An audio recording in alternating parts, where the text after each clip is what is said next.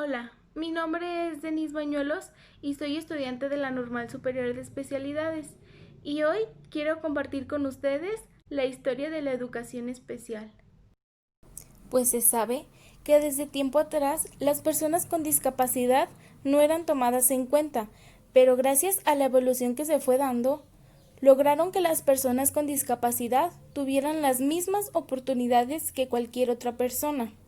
Es importante tomar en cuenta que durante las diferentes épocas se llevaron a cabo 4 modelos de la discapacidad. Uno de ellos es el modelo social, el cual es el único que está basado en un enfoque de derechos humanos, en donde se considera que las personas con discapacidad son iguales en derechos. Comencemos. Los 3 modelos de la discapacidad. Hola, soy Brenda y hoy les voy a hablar sobre los 3 modelos de discapacidad. El primer modelo es el de prescindencia, el cual tuvo 2 fases o 2 submodelos. El primer submodelo fue el eugenésico. Este se aplicó desde los inicios de la civilización humana hasta el siglo IV después de Cristo. El segundo submodelo fue el de marginación. Este estuvo vigente desde el siglo IV hasta finales del siglo XIX. El modelo de prescindencia, en su modalidad eugenésica, tenía una profunda raíz religiosa, pues se creía que cuando nacía un niño con alguna discapacidad o enfermedad, era un castigo de los dioses porque sus padres habían pecado. La comunidad consideraba que las personas con discapacidad no aportaban nada y que eran una carga. A los niños recién nacidos con alguna discapacidad se les mataba, pero a los adultos que adquirían una discapacidad por heridas de guerra se les daba una pensión por su aportación a la comunidad. El modelo de marginación, dentro del modelo de prescindencia, se caracterizaba porque las personas con discapacidad eran objeto de compasión. Además, se les apartaba por miedo, ya que se creía que estaban malditos y eran prueba de la existencia de Satanás. El trato que recibían era la marginación, se les excluía y siempre eran objeto de burla. Europa fue el escenario de múltiples transformaciones que coadyuvaron a la creación de un nuevo tipo de civilización, denominado Proyecto de la Modernidad. Continuamos con el segundo modelo, que es el de rehabilitación. El segundo modelo que se aplicó fue el de rehabilitación. Este tuvo preeminencia desde el inicio del siglo XX hasta finales de la década de los 60. En el modelo de rehabilitación, abandona la idea de que las personas con discapacidad sufren una maldición o castigo divino. Se adopta un enfoque científico, pero solo desde el punto de vista médico rehabilitador. Entonces, el problema estaba en la persona con discapacidad, que no puede realizar actividades normales. Tiene la opción de reintegrarse al aparato productivo, siempre y cuando se les logre reparar a través de la rehabilitación. El trato cambia totalmente, ya que se piensa que la enfermedad o discapacidad puede ser curada a través de la rehabilitación. Los niveles de supervivencia infantil aumentan, porque a los niños con discapacidad se les interna en clínicas para rehabilitarlos. Por primera vez, el Estado siente la necesidad de apoyarlos y surgen los programas asistencialistas. En 1860 surgieron las primeras escuelas para atender a las personas con discapacidad en el país, como respuesta a demandas de padres de familia y especialistas.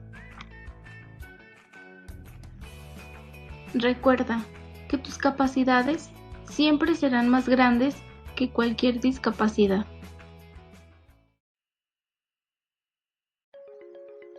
El tercer modelo de la discapacidad es el social. Este se dio desde finales de los 60 en el siglo XX hasta el presente. El modelo social es el que está vigente, marca la diferencia entre deficiencia y discapacidad. En este modelo, la deficiencia es la pérdida o limitación, ya sea total o parcial, de un miembro, órgano o mecanismo del cuerpo. La discapacidad es la desventaja o restricción de actividad causada por la sociedad, que no considera a las personas que tienen diversidades funcionales. Por primera vez, se afirma que el problema no está en la persona, sino en la sociedad que impone barreras que discapacitantes. El tratamiento que se le da a las personas con discapacidad es de igualdad y de inclusión. Todos debemos tener las mismas oportunidades. La sociedad debe de identificar las barreras que ha puesto y tratar de eliminarlas. En el modelo social, la premisa es la siguiente: es la sociedad la que discapacita a la persona con discapacidad a través de las barreras que impone. Estas barreras existen en el mundo real y también en el mundo virtual. El objetivo del modelo social es buscar la creación de sociedades inclusivas para todos. Para lograr su objetivo, el modelo social tiene que eliminar las barreras que encuentra en el entorno físico, transporte, internet, etc. Para eliminarlas, debe de usar la herramienta de la accesibilidad. Por lo tanto, el camino del modelo social de la discapacidad es identificar y eliminar las barreras con que se encuentran las personas con discapacidad. En 1872 se crean las instituciones para niños ciegos. En 1873, las instituciones para niños ciegos por fin abren sus puertas. El 7 de julio de 1935, la SEP crea el Instituto Médico Pedagógico, más conocido por Parque Lira. Funcionó como anexo para las prácticas de escuela normal de especialización entre los años 1935 a 1945. En 1938 surge la atención sistematizada a la población con deficiencia mental e inadaptados. En 1945 se abren las carreras para maestro especialista en la educación de niños y adultos ciegos y la de los maestros especialistas en educación de niños y adultos con trastornos de la audición y del lenguaje. En 1955 se incorpora la carrera de maestro especialista en la educación de niños lisiados del aparato locomotor. En 1960 se fundan las escuelas primarias de perfeccionamiento. En 1964 se separa la carrera de maestro especialista en la educación de deficientes mentales de la de inadaptados infractores. En 1965 se crean escuelas para adolescentes varones y para adolescentes mujeres, cuyo objetivo era capacitar formalmente a los alumnos en la adquisición y el dominio de una técnica de trabajo. En 1965 se modifica la nomenclatura de las escuelas de perfeccionamiento por las escuelas de educación especial. En 1969, Bengt Mikkelsen, medios educativos que le permiten a la persona adquirir, a mantener, comportamientos y características lo más cercana a la normatividad general. En 1970 y 1971 se crean los grupos integrados en Puebla.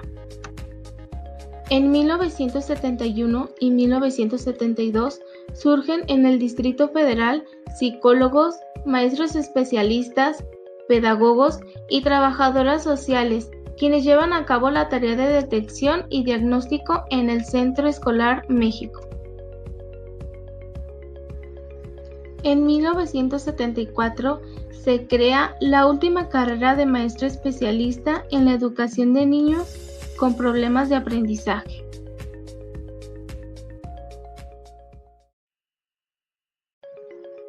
En 1978, el informe Warnock, a partir del cual la discusión se centró en el ámbito curricular y en la autonomía escolar. En 1980, la tarea de detección y diagnóstico se extendió a las 31 entidades federativas, con el apoyo del programa Primaria para todos los niños, así como también se dio la igualdad de oportunidades, diversidad. En 1989, en el Programa Nacional de Modernización Educativa, se consideraron para la educación especial 3 ejes importantes: ampliar la cobertura de atención, que abarca a los alumnos con capacidades y aptitudes sobresalientes. En 1990, la escuela es para todos. En 1991, los alumnos que asistan a escuelas de educación especial se integraron a escuelas regulares. La duración de los grupos integrados se dio entre los años 1991 y 1992.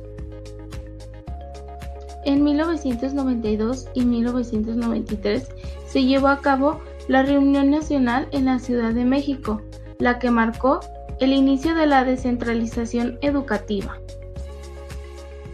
1992 y 1993, reuniones de la UNESCO. En 1993 se reorientan los servicios de las escuelas de educación especial, CAM. En 1993 se incorpora la noción de diversidad como uno de los ejes por donde debía transitar el cambio educativo y la transformación de la escuela. En 1994, la Declaración de Salamanca llevó el tema de la educación integradora a la agenda política. En 1996, se brindaron a las instituciones educativas los apoyos pedagógicos, terapéuticos y tecnológicos, establecidos en el Decreto 2082. En 1996, el Decreto 2082 los definió como instrumento que, partiendo de una evaluación general del estudiante y del contexto, determina sus barreras de aprendizaje para darle respuesta educativa pertinente. En el año 2000, la educación inclusiva inicia en Inglaterra y ha sido difundida por la Oficina Regional de la Educación UNESCO. En el 2004, la UNESCO publica su temario abierto sobre educación inclusiva.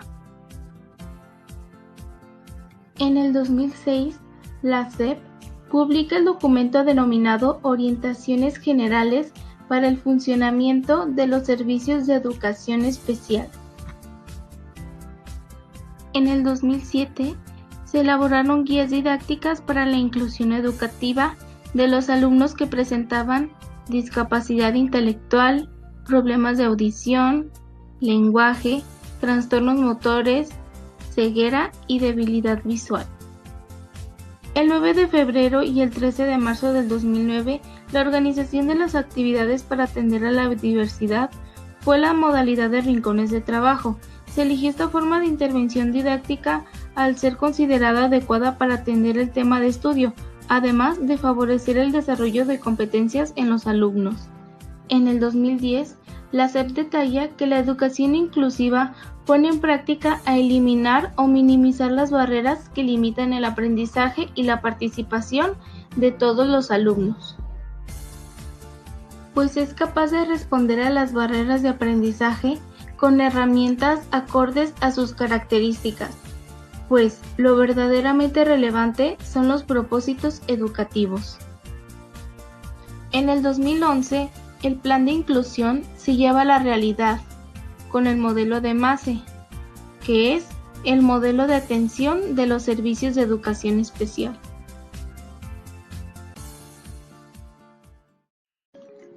La nueva escuela mexicana.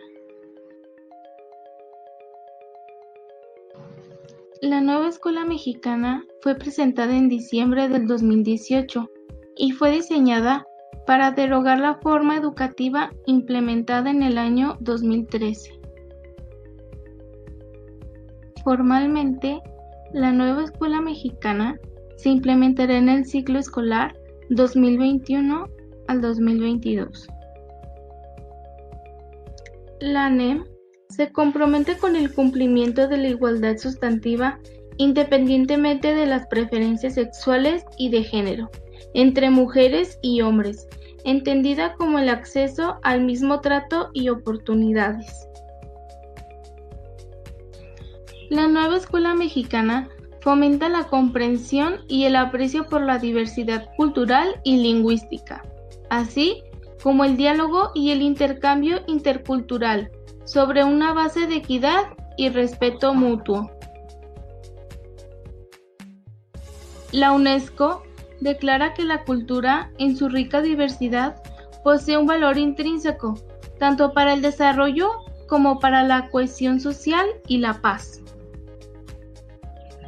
La nueva escuela mexicana forma a los educandos en una cultura de paz que favorece el diálogo constructivo, la solidaridad y la búsqueda de acuerdos que permiten la solución no violenta de conflictos y así la convivencia en un marco de respeto a las diferencias. Gracias por su atención. Espero y esta información haya sido de tu agrado y recuerda que cada niño o niña es especial. Los niños son como mariposas en el viento. Algunos pueden volar más que otros, pero cada uno vuela de la mejor forma que puede. ¿Por qué entonces compararlos unos con otros? Cada uno es diferente, cada uno es especial, cada uno es hermoso y único.